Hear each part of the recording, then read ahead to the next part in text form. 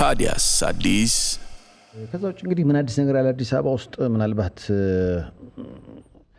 ብሩህ ቪዥን የአይን ህክምና ላለፉት 15 ዓመታት ዘመናዊ የአይን ህክምና ሲሰጥ እናስታውሰዋለን እናቀዋለን አሁን ደግሞ በሌዘር አይ ሰርጀሪ ህክምናን እየሰጠ ነውና በዚህ ጉዳይ ላይ ካሁን በፊትም እንግዳችን ነበሩ ዛሬም ተገኝቷል ዶክተር ዘላለም እንዴት ነህ እንደምን ነህ ሰይፉ ሰላም ነው ሰላም ነኝ አንተ ነው እንጂ አንዳንዴ ያው ይባላል ስራ አንተ ያስፈልገዋል ግን ደግሞ የቤተሰብና የጓደኛ ያህል ስለሆነ ግንኙነት እንዴት ነህ ሁሉ ነገር ሰላም ነው ሁሉም ሰላም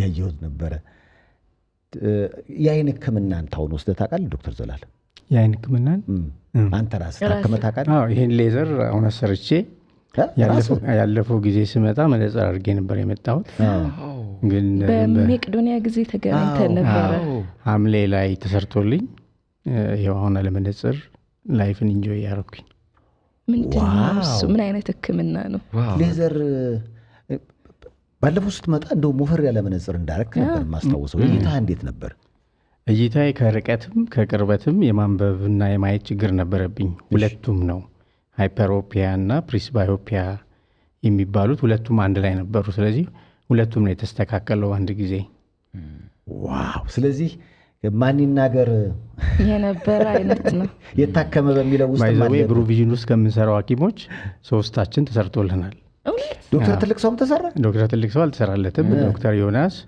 አሁን ዶክተር ዳንኤል ጌታነህ የሚባለው የዚህ ሪፍራክቲቭ ሰርጀሪ ሰብ ስፔሻሊስት አሁን እየሰራ ያለው እሱም ራሱ አሰርቷል እርስ በርስ ነው የምትተካከሙት ወይስ ይሄ ልዩ ስልጠና ይፈልጋል ዶክተር ዳንኤል ጌታነህ እንግሊዝ ሀገር ትምህርት ላይ በነበረበት ሰዓት ተሰርቶ ነው የመጣው ከዛ እሱ ከመጣ በኋላ እዚህ እኛን ደግሞ መስራት ጀመረ አሁን እስካሁን ድረስ ከ200 በላይ ሰዎች ተሰርተዋል ምንድነው ህክምናው አይነቱ በሌዘር ነው ሌዘር እንግዲህ ሌዘር ማለት ምንድነው ነው መጀመሪያ ሌዘር አብሪቬሽን ነው ያ በቆዳው ነው ያው አንድ አይነት ናቸው አንዳንድ ሰዎች ከጨረር ጋር ኮንፊውዝ ያደርጉታል ሌዘር ማለት ላይት አምፕሊፋይድ ስቲሙሌትድ ኢሚሽን ራዲዬሽን ማለት ነው ልጅ ሆናችሁ ሌንስ ይዛችሁ ፀሐይን እጃችሁ ላይ ስታደርጉ ያቃጥላችሁ እሳት ሁሉ ምንድነው የፀሐይ ብርሃንን ወይም ኖርማል ላይትን አምፕሊፋይ የሚያደርግ ነው ያ አምፕሊፋይድ የሆነው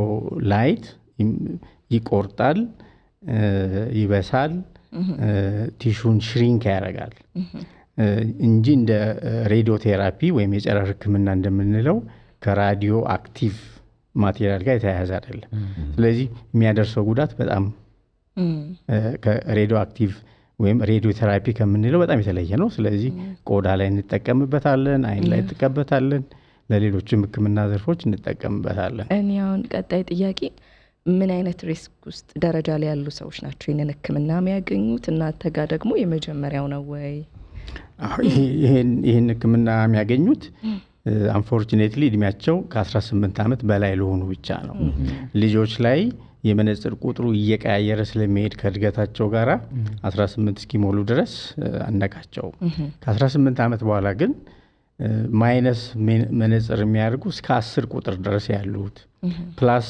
የሚያደርጉ ደግሞ እስከ 6 ቁጥር በጣም ወፍራም መነጽር የሚያደርጉ በተለይ ወጣቶች ሴቶች በዚህ ህክምና በጣም ተጠቃሚ የሆኑ ነው ለምን ውበታቸውንም እንትን ስለሚያደርግ መነጽሩን አውልቀው በባዶ አይናቸው ማየት ይችላሉ ሁለተኛው ግሩፕ እድሜያቸው ከ40 ዓመት በኋላ ሆነው የማንበቢያ መነጽር የሚጠቀሙ ሰዎች ዶክተር ዘላለም አንዴ መነጽር አድርገህ እዚህ ጋር መግለጫ እየሰጠሃል ከህክምናው በፊት ነው ከህክምናው በፊት ነው ዶክተር ዘላለም እንግዲህ ከህክምናው በፊት ያው በመነጽር እዚህም እንግዳችን በነበረበት ጊዜ ነበር አሁን ግን በብሩ ቪዥን የአይን ህክምና ተቋም አዲስ በመጣው ዓለማችን ላይ የተባለ ቴክኖሎጂ ነው አይደለ ከአይን ህክምና ጋር በተገናኘ ይሄ ለብዙ ዓመታት ውጭ ሀገር ይሰጥ ነበረ ላለፉት 25 ዓመታት ኢትዮጵያ ውስጥ ግን ለመጀመሪያ ጊዜ ነው የገባው ሲመጣም ይዞት የመጣው ሌተስት ቴክኖሎጂ ነው ይዘን የመጣ ነው ይሄ አሁን እኛ ያስመጣነው ማሽን ቪዙ 800 የሚባለው ከሳውዝ አፍሪካ ቀጥሎ ሁለተኛው ነው ይሄ ሌተስቱ ቨርዥን ማለት ነው። አሁን ቅርብ ጊዜ ኢጂፕቶች እያስገቡ ነው፣ ይሄን ማሽን እየገዙ ነው። በጣም ኤክስፔንሲቭ መሳሪያ ነው። ሌተስት ቴክኖሎጂ ነው። ፕሪሲሽኑና አኩሬሱ በጣም የሚያስተማምን ነው። ያንን አይተን ነው መጀመሪያ ራሳችን ተሰርተን ታካሚዎቻችንን እንዲሰሩ ያደረግነው። ብዙ ሐኪሞች፣ ፕሮፌሰሮች፣ ቲክቶክ ላይ አይታችሁ ከሆነ የተሰራላችሁ ሰዎች አሉ፣ ሚኒስትሮች፣ አምባሳደሮች፣ ከፍተኛ መንግስት ባለስልጣንም ተጠቃሚ ሆነዋል። በዚህ እስኪ ብሩቪዥን ቲክቶክ ውስጥ ግቡና ቪዲዮዎች ያሳዩት። ምክንያቱም እያየ ነው ከጀርባ የማየው ይህ ነው ማሽኑ። አሁን የማየው ከጀርባ ያለው እና ወደዚህ ይኸው ወደ ማይኩንና ይሄ ነው ማሽኑ። እኚህ ፕሮፌሰር ዳን ራይንስተን ይባላሉ። አንዱን የሌዘር ታይፕ የፈጠሩት ናቸው። እንግሊዝ ሀገር ነው፣ ለንደን ቪዥን አይ ክሊኒክ የሚባል አላቸው። እሳቸው ናቸው ዶክተር ዳንኤልን ያስተማሩት።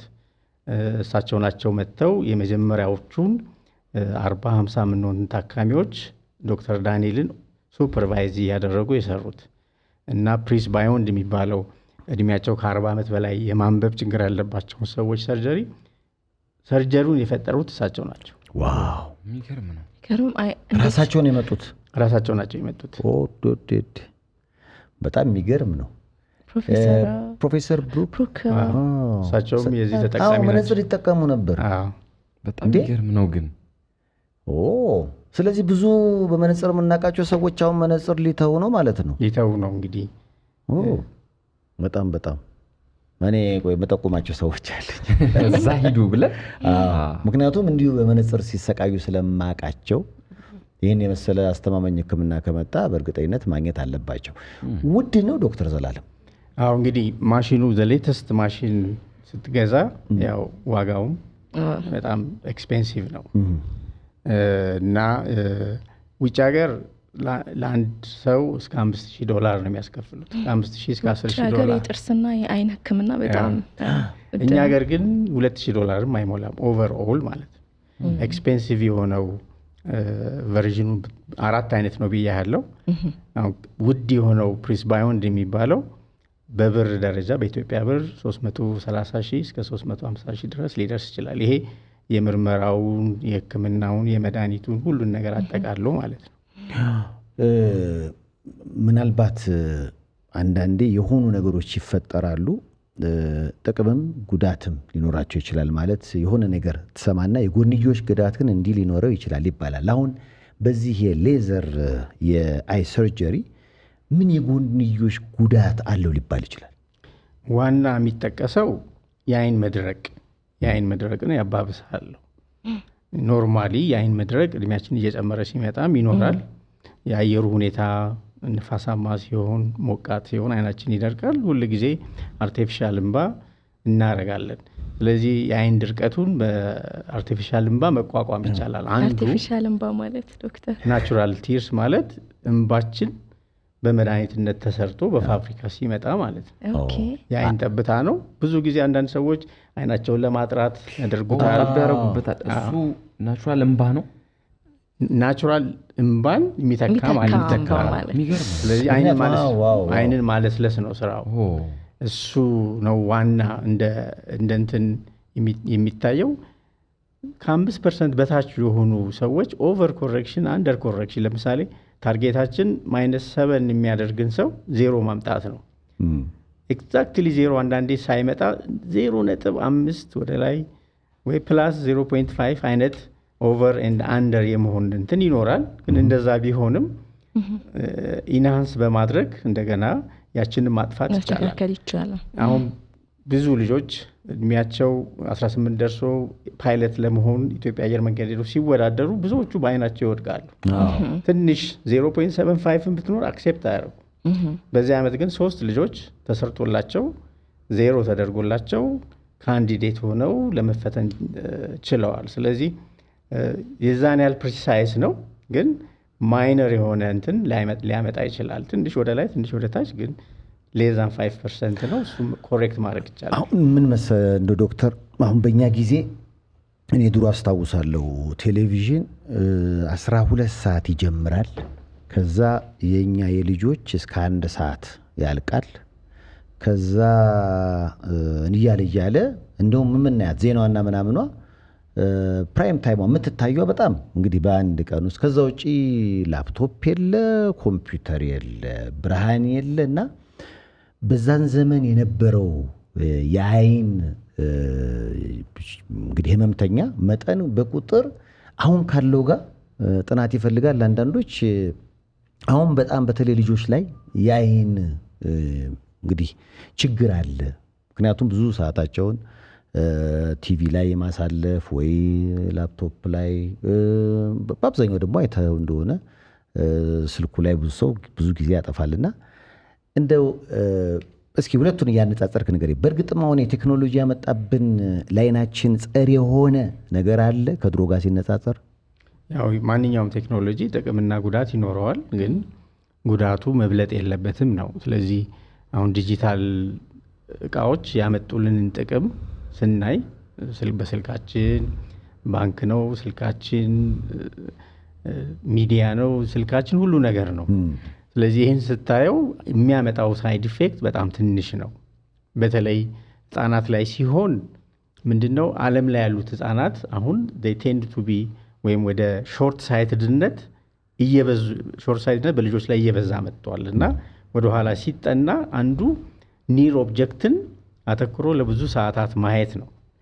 ስለዚህ ሞባይላችን፣ አይፓዱ፣ ላፕቶፑ አሁን ያሉት ልጆች ድሮ ከነበረው የበለጠ ሾርት ሳይትድ እያደረጋቸው ነው።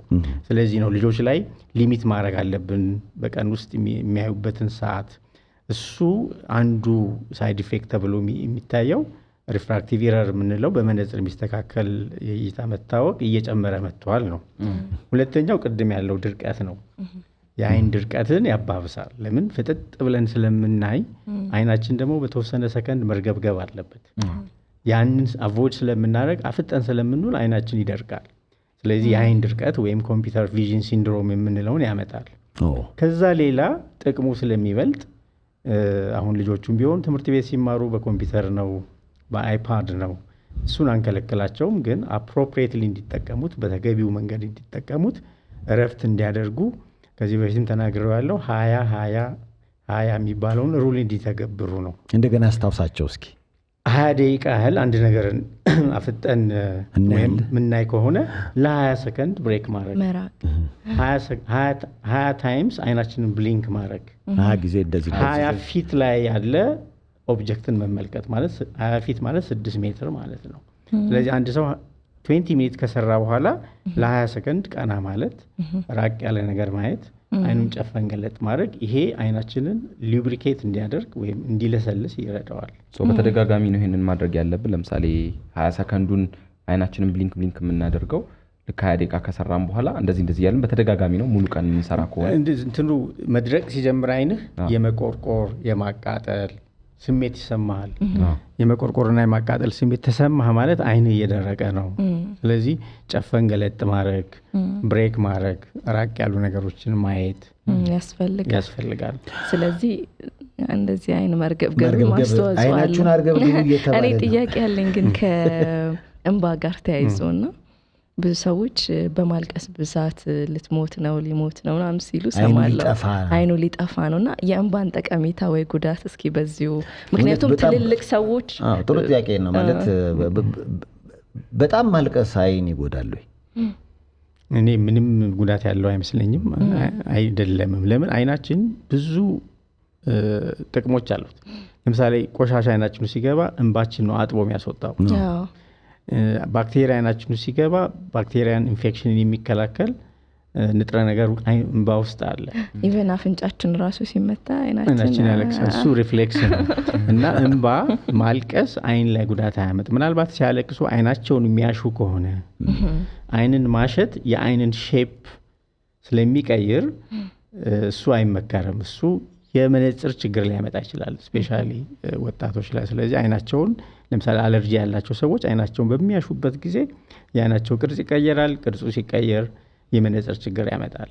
ስለዚህ ብዙ ማልቀስ አይንን አያጠፋም። ግን ተለቅ እድሜ እየገፋ ሲሄድ ትልልቅ ሰዎች እንባቸው እየቀነሰ የሚመጣ ይመስለኛል። የአይን ሐኪም ለመሆን ምን አነሳሳ? እንግዲህ ሁላችንም ኢትዮጵያ ውስጥ የተማርን ሐኪሞች እንግዲህ መጀመሪያ ጥቁር አንበሳ ስንማር ሰርጀን መሆን የማህፀን ስፔሻሊስት የውስጥ ሕክምና ነበር የምናስበው። ከዛ ያው በእኛ ጊዜ በእኔና በሲፉ ጊዜ በግድ ነው የምንመደብ የነበረው። አመሰግናለሁ ልጅ ስላረከኝ አመሰግናለሁ። እና እኔ መጀመሪያ የተመደብኩት ክፍለ ሀገር ኢሊባቡር ውስጥ ጎር የሚባል ጤና ጣቢያ ነው። በጣም ርቀን ነው የምንሄደው። ከዛ በዝውውር ናዝሬት መጣሁ እና ናዝሬት እየሰራው ጀነራል ፕራክቲሽነር ሆኜ ካቶሊኮች ክሊኒክ ውስጥ ነው የአይን ሕክምና እዛ ተቋቋመ። የአይን ሕክምና ሲቋቋም አይነ ስውር ሆነው የመጡ ሰዎች ጣሊያኖች ናቸው እየመጡ በተወሰነ ጊዜ ይሰራሉ። አይነ ስውር ሆኖ የገባው ሰውዬ ተሰርቶለት በማግስቱ እንትኑ ሲገለጥለት ማየት ቻለ እና ግቢውን እየሮጠ ነው የዞረው እና በደስታ ስለዚህ ኤግዛይት ያደርጋል ማለት ውጤቱን ወዲያው ነው የምናየው። እሱ አንደሳስቶኝ ያው እንደገና አዲስ አበባ ዩኒቨርሲቲ ተጨማሪ 4 ዓመት ስፔሻላይዝ አደረግኩኝ። ከዛ በኋላ በተለያዩ ድርጅቶች ሰርቻለሁ። መርሶ የሚባል አይን ክሊኒክ፣ ኦርቢስ ኢንተርናሽናል የሚባል ኤንጂኦ ውስጥ ለ8 ዓመት ለ10 ዓመት ሰርቻለሁ። አሁን ደግሞ ላለፉት 15 ዓመታት ብሩ ቪዥን ከነ ዶክተር ትልቅ ሰው ከነ ዶክተር ዮናስ የታወቁ አስተማሪዎች ነበሩ። የከተማችን አሁን ብሩ ቪዥን የአይን ሕክምና ማለት የከተማችን ትልቁ የአይን ሕክምና የሚሰጥበት ተቋም ማለት ነው። ምናልባት ይህን ፕሮግራም በሀገር ውስጥም በውጭ መሆናችሁ የምትመለከቱን በተለይ በአይን አይቀለድም። አሁን ግን ልጆች ላይ የምናየው ነገር አዋቂዎችም ላይ የተስተዋለ ነው። ስልክ ወይ ታብሌት ይዞ በብርድ ልብስ ተሸፍኖ መመልከት አሁን በዚህ የተነሳ የእይታ መጠኑ በጣም የተጎዳ ወዳይ ስላለኝ ነው። ምናልባት ከሱ ተነስቼ ምክንያቱም በዙሪያ ያለ የተጎዳ ሰው ስላየው እኔ ተመረበታለሁ። ምክንያቱም እንደዚህ አይነት ልምድ አልፎ አልፎ ነበረኝ። እኔም መብራት አጥፍቶ ኢቨን አይደል? አዎ እንትን ውስጥ ሆነሽ ስልኮች ምናምን መነካካት ታነባለህ። አሁን ቅልፌም ለማምጣት እያለ አንዳንድ ሰው ትራሱ ጋር ስልኩንና ወይ ታብሌቱን አስቀምጦ እንደዛ አይነት ልምድ ያለው በጣም ብዙ ሰው አለ። ጉዳቱን እስኪ ይሄ ማለት ነው እንደው የመኝታ ሰዓት ላይ ስልክ አጠቃቀም፣ ይሄ በጨለማ ውስጥ ቲቪ መክፈት፣ ብርድ ልብስ ውስጥ ስልክ መጎርጎር፣ እነዚህ ነገሮች እውነት እንደሚባለው የአይን ድክመትን ያመጣሉ? ለምሳሌ አይነ ስውርነት ሊያመጣ የሚችለው በተፈጥሮ ዝግ አንግል ያላቸው ሰዎች አሉ። የአይን ውሃ መተላለፊያውና እነሱ ያላቸው ሰዎች ከዚህ በፊት ካልታወቀላቸው በጨለማ ውስጥ ቲቪ ማየት፣ ፊልም ማየት አኪዩት አንግል ክሎዥር ግላኮማ የሚባል ያመጣል። ሰደሊ አይንን ሊያጠፋ የሚችል ስለዚህ የሚመከረው ጨለማ ውስጥ ሆኖ ቴሌቪዥንም ፊልም ምናምን አለማየት ነው። ሌላው ሪፍሌክሽኑ ራሱ ሲኒማ ቤት አይጎዳንም ነግራቸዋለን። ለምሳሌ እነዚህ ዝግ አንግል ያላቸው ወይ ናሮ አንግል ያላቸውን ታካሚዎቻችንን አቮይድ እንዲያደርጉ ፊልም እንዳያዩ ሳይሆን እንዲጠነቀቁ። ምንድነው ጨለማ ውስጥ ስትሆን እቺ ፒፕል ምንላት መስኮቷ ትከፈታለች። ስትከፈት ሄዳ ውሃ መተላለፊያውን ትዘጋዋለች እና ስትዘጋ ግላኮማ ያመጣል። የአይን ግፊት ይጨምራል። ኢመርጀንሲ ነው በአይን ሕክምና። እንደዛ አይነት ነገር ሊያመጣ ስለሚችል ካላወቅነው ሊጎዳን ይችላል። እንትኑም ሪፍሌክሽኑም ሀቢቱም እንቅልፍ ለመተኛት ገብተህ እንዲያ ነገሮችን ማየት እንቅልፍን እንደውም የበለጠ ነው የሚያጠፋው። ምክንያቱም መኝታ ቤታችን ኳየት መሆን አለበት። ጣጣችንን ሳሎን ቤት ጨርሰን ለመተኛት ብቻ መምጣት አለብንና አይመከሩም። በተለይ ህፃናት ሲሆኑ እንደዚህ ራሳቸውን ሸፍነው ቅርብ ነገሮች ሲያዩ ቅድም እንዳልነው በጣም ሾርት ሳይት ያደርጋቸዋል እና ያ ደግሞ ወደፊት መነጽር ላይ ዲፔንደንት እንዲሆኑ ያደርጋቸዋል። ትምህርት ፐርፎርማንሳቸውም ላይ ችግር ያመጣል መነጽር አለማድረግ። ያው እንግዲህ ምን አዲስ ነገር አለ? አዲስ አበባ ውስጥ ብሩ ቪዥን የአይን ሕክምና ላለፉት 15 ዓመታት ዘመናዊ የአይን ሕክምናን ሲሰጥ ቆይቷል። አሁን ደግሞ በዓለም ላይ ገና እየተሰራበት ያለ አዲስ ቴክኖሎጂ በአህጉራችን ብዙዎች ገና የሚፈልጉት ግን ያልቻሉትን የሌዘር የአይን ሰርጀሪን በሀገራችን መሰጠት ተጀምሯል። ይሄ በጣም ደስ ይላል። እስካሁን ምን ያህል ሰዎች ህክምና አገኙ? ከ200 በላይ። የ200 እንዴት ነው ውጤቱ? እስካሁን ምንም አይነት ሳይድ ኢፌክት እስካሁን አልደረሰም። ታካሚዎቻችን የምናገኘው ፊድባክ ጥሩ ነው። ደስ ይላል። ግን ያው በጥናት ያገኘነውን አውትካም እየመዘገብነው ነው። ያንን አናላይዝ አድርገን ፐብሊክ እናወጣዋለን። ግን ሁሉም ሰው ተስፋይድ ነው። ይህ ሕክምና የሚሰጠው በፊት በምናውቀው በብሩቪዥን አይነት ሕክምና ነው? እዚህ አትሌቲክስ ህንፃ ላይ ነው ወይስ? ይሄ ራሱን የቻለ ብራንች ነው። ወሎ ሰፈር ከአምባሰል ህንፃ አጠገብ ቢራ ታወር የሚባል አለ። ስፔሻሊቲ ኮፊ የምትባል አዲስ የተከፈተቻለች። እሱ 3ኛ ፎቅ ላይ ነው። ራሱን ችሎ ዘመናዊ ክሊኒክ ነው ማለት በአወቃቀሩም በዲዛይኑም ሃይቴክን አድሬስ እንዲያደርግ ተደርጎ የተሰራ ነው።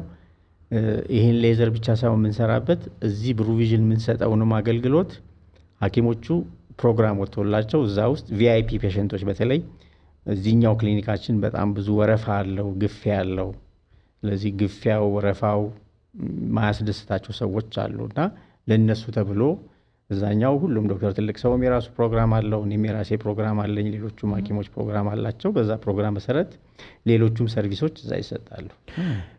ቀጠሮ ለመያዝና ለዝርዝር መረጃ ስልካቸውን ይፋ እናድርግ። 0114 37 63 63 ወይም ደግሞ 0114 62 38 38 ላይ ብትደውሉ ውጭ ሆናችሁ የምታዩን እዚህ ኢትዮጵያ ውስጥ የአይን ችግር ያለበት ቤተሰብ ካለ ብሩቪዥን የአይን ሕክምና ለየት ያለ አዲስ ያስመጣው የሕክምና መስጫ ቴክኖሎጂ ለብዙዎች መፍትሄ እየሆነ ነው። አይደለም ታካሚዎች፣ አካሚዎቹ ራሳቸው እየታከሙ ነው። ራሳቸው ሞክረው በጣም በእርግጠኝነት እኔ አሁን ቅርብ ጊዜ እህቴ ከአሜሪካን ሀገር መጣ። የእሷ እንደውም በጣም ኮምፕሌክስ ነው እንትኑ ኮንቪንስ አድርጊያት ተሰርቶላት። እንግዲህ እቺ ልጅ ከእህቴ ታላቅ እህቴ ነች። ከገና የ5 ዓመት 6 ዓመት ልጅ ሆና ነው መነጽር የምታደርገው እድሜ ልኳን። አሁን ተሰርቶላት አለመነጽር ሞባይሏን ታነባለች፣ ርቀት በደንብ ታያለች። መነጽር ፊት ይቀይራል ዶክተር?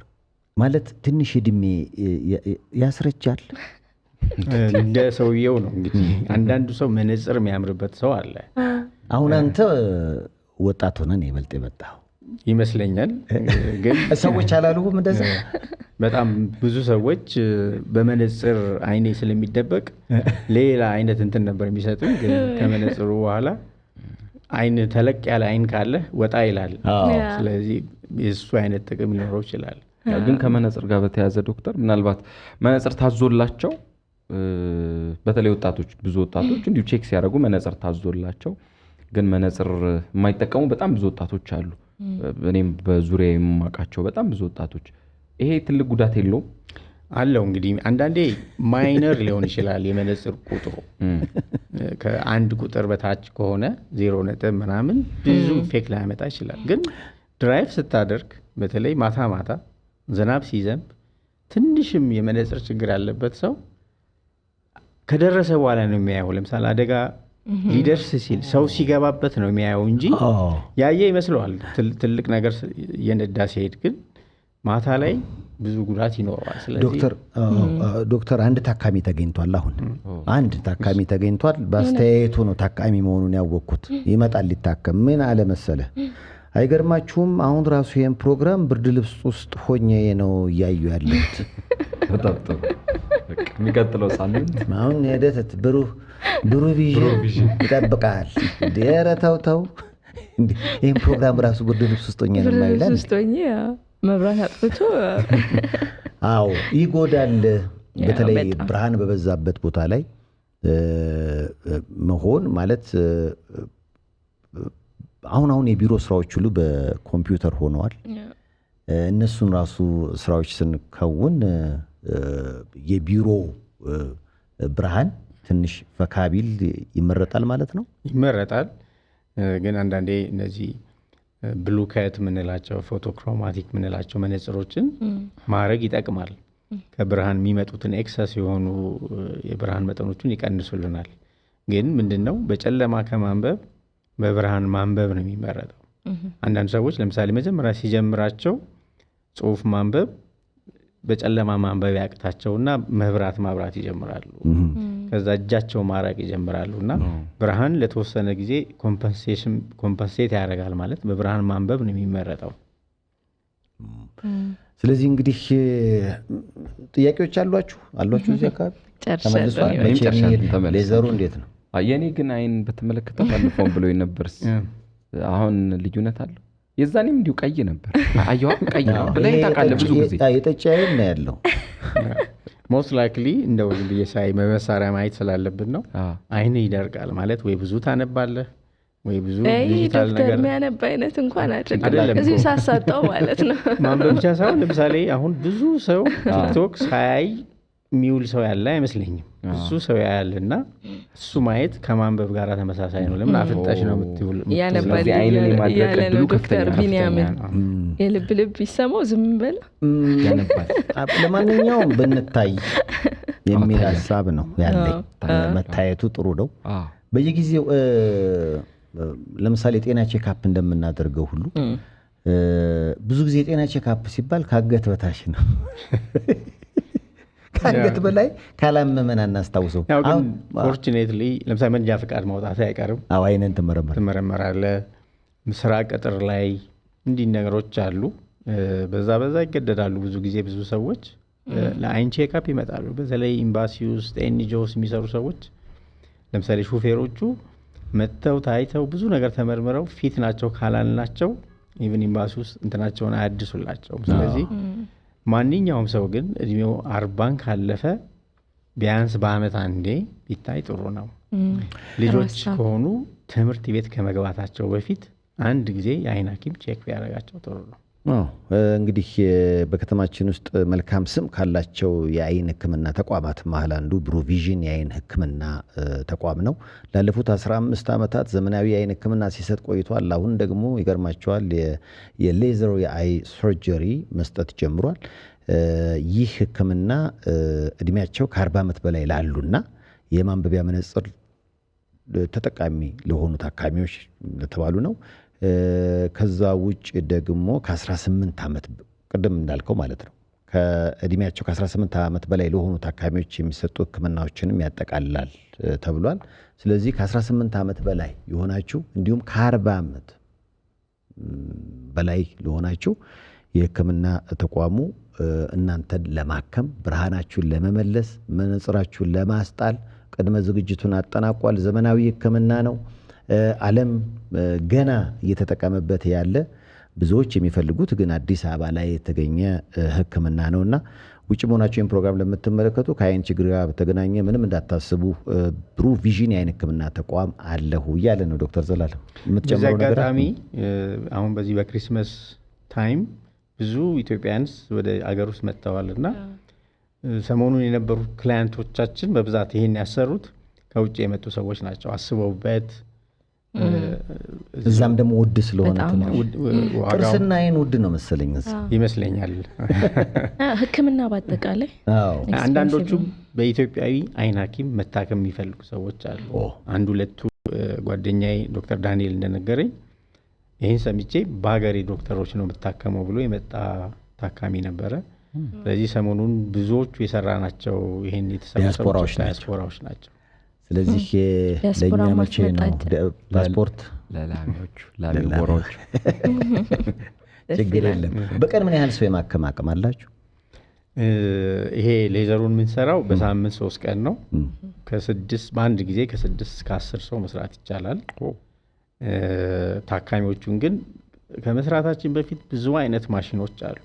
በነዛ ቴስት ተደርገው ከዛ በምናገኘው ዳታ ነው ሌዘሩን ፊድ የምናደርገውና ብዙ ቁጥሮች ጀነሬት እናደርጋለን። እነዛ ቁጥሮች ኮምፒውተር ውስጥ ገብተው ምን ያህል ሌዘር የትኛው ሳይት ላይ እንደምንሰጥ ራሱ ማሽኑ ነው አጀስት የሚያደርገው እና ከመሰራቱ በፊት ብዙ ሰዓት የሚፈጀው ምርመራው፣ ከዛ ደግሞ ካውንሲሊንጉ፣ ታካሚው ኤክስፔክቴሽኑ ምንድነው የሚጠብቀው የሚሉትን ነገሮች ዶክተር ዳንኤል በደንብ ያብራራልታል።